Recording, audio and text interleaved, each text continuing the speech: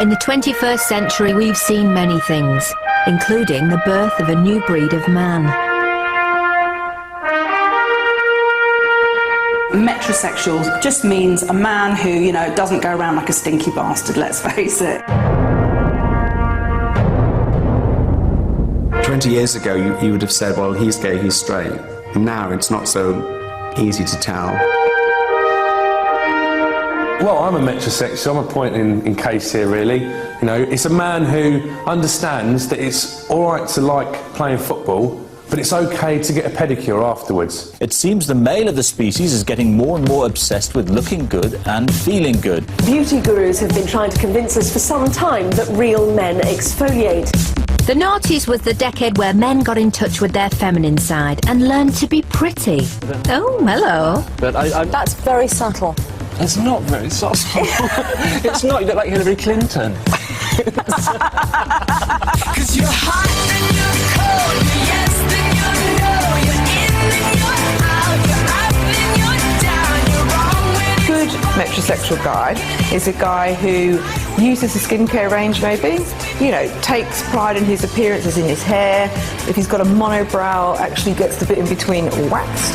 Hair dye, maybe a straightness, maybe I'll buy some concealer, and it just kind of spirals out of control. Men now invest in everything from guy liner to mascara, and sales of male skincare products have increased by 900%. I think it should be mandatory. I mean, what does it go as far as washing behind your foreskin? Because I know a lot of guys need to do that. The blokey blokes, you know, they're a bit worried by seeing me walking down the street because they're like, ooh, whoa, you look really manly in the chest area, but, you know, you've got a bit of eyeliner on. Does that mean, are you going to try and kiss me? Or could you have me in a fight? And they don't understand that. It's a good thing. You know, what woman or gay man actually wouldn't want to be with a man who takes care of himself?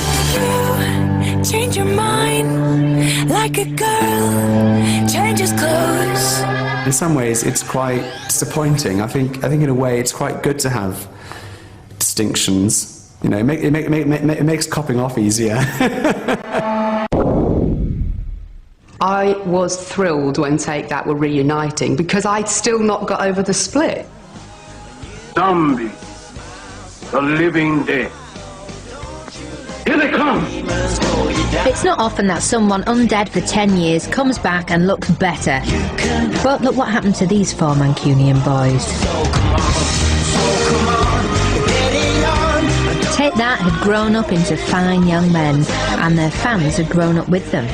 Slicker, smarter, with great songs, great music. Things are going from strength to strength for Take That. In fact, ever since their reunion, they have been flying high. They actually now, this time round, appeal to me more, because now they're men. Do you think you're like a fine wine that you get better with age? No, I think I'm a bit caught. Yeah. You've been caught? You've been caught, yeah. And they're not styles, they're stylish. For once, this wasn't just old duffers cashing in on a name. Take That, Take Two had something new to offer. Not least a tingling sensation in the loins, hitherto unassociated with a certain Mr. Bar. Just squeamish look away, there's a few little pricks coming.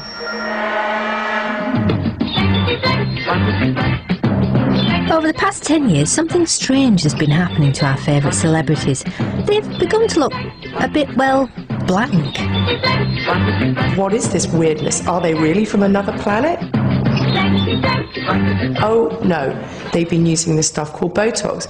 Yes, I believe in Botox. I was the first in line and I'll remain there. There's enough Botox inside of my face to feed a small country. It would kill cows. Looks weird. You know, when people's foreheads don't move. Botox is in fact a poison called botulinum toxin. It's found on rotting meat and in large doses can paralyse and kill you.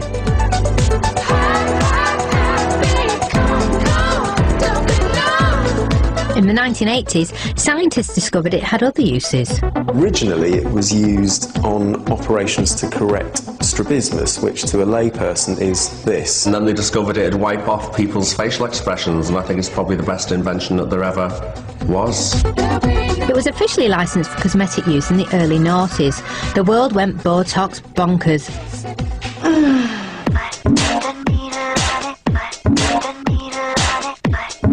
No, it doesn't hurt. It's a tiny little prick.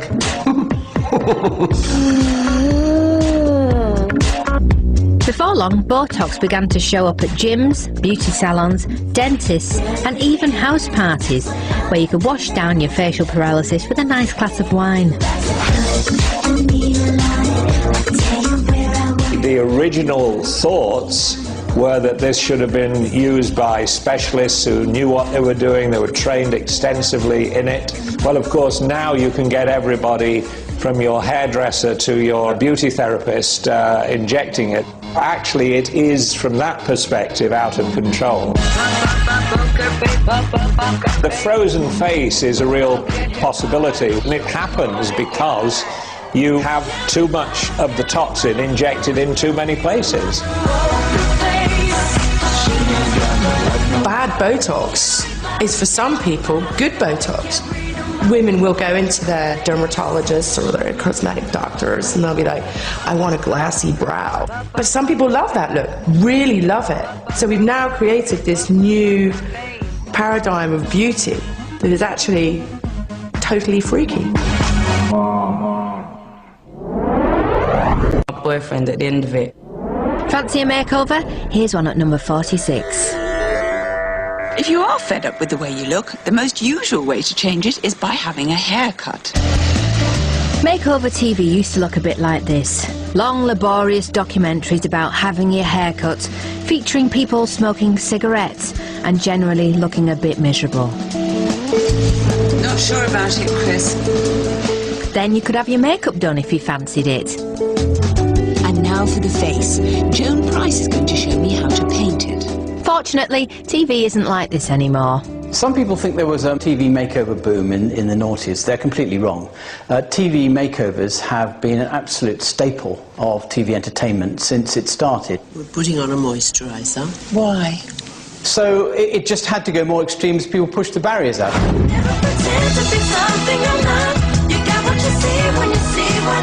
One show that I kind of do like, and it's got someone called Gok Wan in. Well done! Let's go! Fabulous. I think he's really good and realistic at dealing with people. He says you got big bangers, get them out, and he makes the best of what they got. What do we think Eamon Dawes is going to think? My old man's gonna love this. Yes. If someone is really not confident, they've got really low insecurities, some of the shows can really kind of turn that around, give them a boost in themselves. These new noughties makeovers may be sexy and fast-moving, but they're a little more extreme.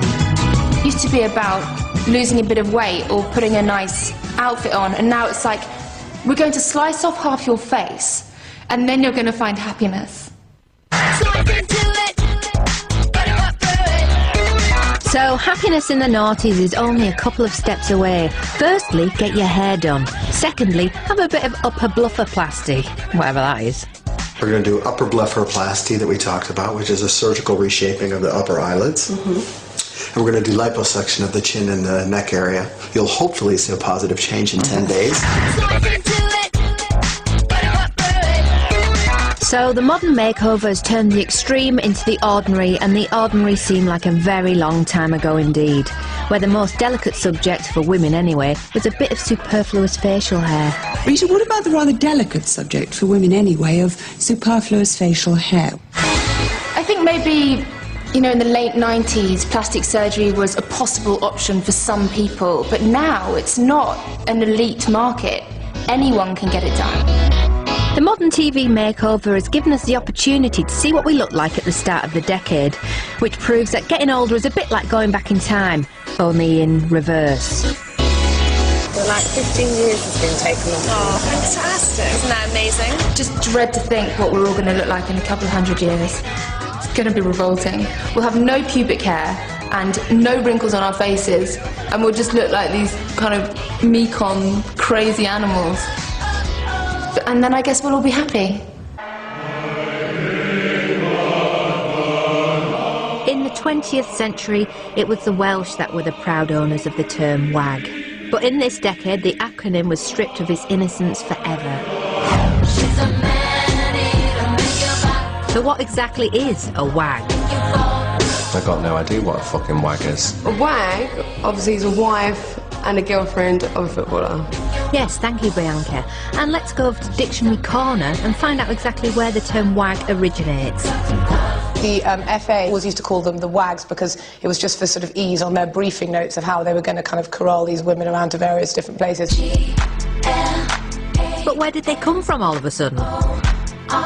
The rise of wag culture obviously coincided with a particularly bleak, materialistic, acquisitive, greedy period in British history. I think in this decade wags have been so prominent because footballers are earning more money. You know, only in the last decade we've seen footballers earning, you know, thousands upon thousands of pounds every week. Nobody gives him credit, but you have to thank Sven-Goran Eriksson for popularising wags. The fact that the wives and girlfriends were allowed to attend the training camps and stay in close proximity to players caused a big furore amongst the sports reporters. OK, if after all that you're still thinking of becoming a wag, here's the essential checklist. You got to be blonde. Half of that blonde hair's got to be extensions. Big boobs. The white teeth. Got to get a fake tan.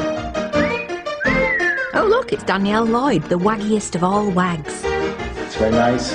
You like that, do you, Sven? Beautiful. I love Danielle Lloyd, she's great. Again, she's committed, she's focused. You know, doctor, lawyer, wag. Yes, to become a wag is now the canniest of aspirational career moves. Back in my day, girls wanted to be nurses and primary school teachers and go around the world helping people. And now, all they want to do is have sex with a footballer. If your daughter came up to you and said, I'm either going to be the assistant manager of Superdrug or I'm going to be David Beckham's girlfriend, what would you say to him? Next, a teenage ram. At number 40, got a light, mate? Will you tell her last night? Ah, the good old days when we could have a fag with our pint in the warmth of a local boozer. Tonight, MPs have voted for a total ban on smoking in public places. One of the defining moments in modern British history came when the government passed a smoking ban in the mid-noughties. Social habits were to be changed forever, and the nation was divided by this cloudy issue.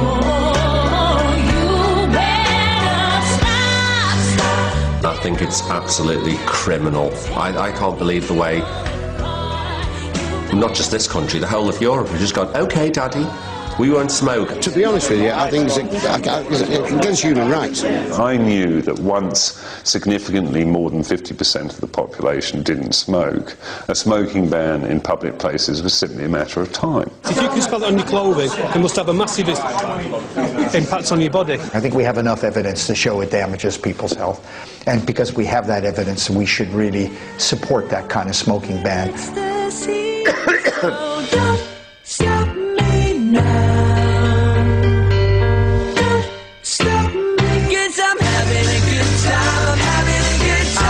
It's not a sin to smoke. It's not an illegal act to smoke. And I cannot understand this smoking ban. I rather like the fact that you can go out to a pub or a restaurant and your clothes don't smell of smoke the next day. If I had £1 for everyone that said, oh, it's so great, I get home and I don't smell of smoke, you know, I'd be a millionaire.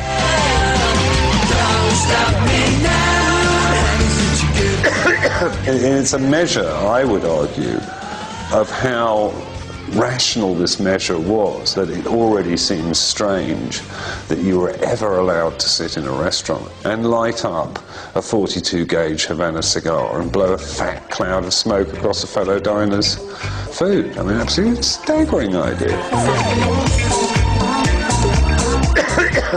We no longer have fat cigars ruining our dinners, and pubs and clubs are no longer smoky dens of iniquity. Smokers are now forced into the street where, despite their complaints, they seem to have a lot more fun.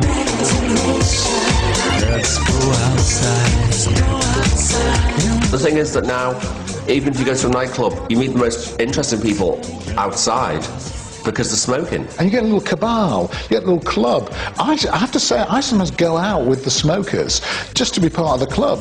I mean, I'm a very happily married man, but it is so easy to pick up a bird now who's a smoker, because you're outside, you're smoking together. What do? You get stuck into a conversation. It's great. Well, Wazza seems to be making the best of things, but for Mr. Burns, extreme measures might be the only option. I can't bear the no smoking rule because it makes me want them more because they're forbidden. I'm going to get 5 holes punched in my neck so I can smoke 6 at once. Now the CD5, an invention that changed our lives forever. Here's a handy thing to take to a picnic. It's a portable telephone, but as you can see, one with no strings attached except for this little handle here. Mobile phones, they're great, aren't they? But believe it or not, at the beginning of this decade they were still cumbersome, ugly, and you couldn't really do an awful lot with them. Up until about 8 or 9 years ago, mobiles were still really big and chunky. You know, and they had an aerial on them, and sometimes you have to put the aerial up. You know, like you're in the Second World War in the trenches putting an aerial up. Yeah, I think I can hear someone there. I had a mobile phone years ago. It was a Nokia. I can't remember what make it was, but it was a Nokia. It was huge. Hello? Walking down the street, thought I was Don Juan de Marcos, just like, hey, what's happening? Nowadays, everyone's got a mobile phone. Trouble is, we can't really seem to live without them. I can't imagine life any longer without a mobile phone. I almost have mobile anxiety. Like, you're talking to me about mobile, I'm thinking, where's my phone? On my mobile phone, I've got Facebook, I've got BlackBerry Messenger, I've got my messages, I've got email, I've got everything. So if I was to lose my little contraption, then my life would be, like, over for that day. Actually, they're not phones. They're the instruments that we run our lives on. Yes, the modern mobile is a calculator, a diary, a camera, a music player, a storage device, and you can play games on them. And if you're really lucky, it'll be one of those smartphones. I'm very, very bitter about the iPhone. I want an iPhone. Even my unemployed mate's got an iPhone. I don't. I've still got a... It's over out there, actually. I've still got a phone that I think was made in '99. I think my iPhone's the best thing I've ever had in my life, and that includes my penis. Well, I can't really comment on that. But I do know that despite the popularity of the mobile phone, there are still some people out there who can't stand them. They're kind of like a torture, mobile phones. I wish they'd never been invented. You're having a shit and someone phones you on the mobile phone. You're having sex and the mobile phone goes off. And they make you gotta look at them. You can switch them off, you know. It's a piece of metal and plastic with a few chips inside it, and you control it. It doesn't control you. Next up, a new noughties law which allows everybody their right to a gay day. In the 20th century, we made many social strides forward, but one key group seemed to have been left behind. Amazingly, it wasn't until 2005 that gay couples were given the legal right to civil partnership. Literally 20 years ago, I was on the streets of London as part of an AIDS activist group called ACTA, getting arrested, blocking traffic, to campaign about the rights of people with HIV and AIDS.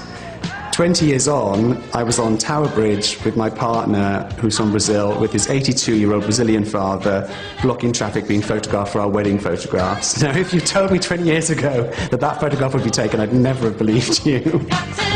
Everybody has a right to make a fool of themselves, don't they? Everybody has a right to make a mistake, and everybody has a right to hope. And I think it symbolises hope. It's like cosmetic surgery. It doesn't make things better. You still feel the same, and you still have bad days and bad months and bad weeks, and you hate each other. It's just much more of a palaver to say, fuck off and get out. You've got to do it through lawyers. Love and marriage. Since the law changed, there have been more than 27,000 civil partnerships in the UK, including no shortage of celeb couples.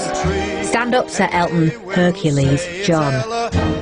If your sole aim in life is to be noticed, then it's another opportunity.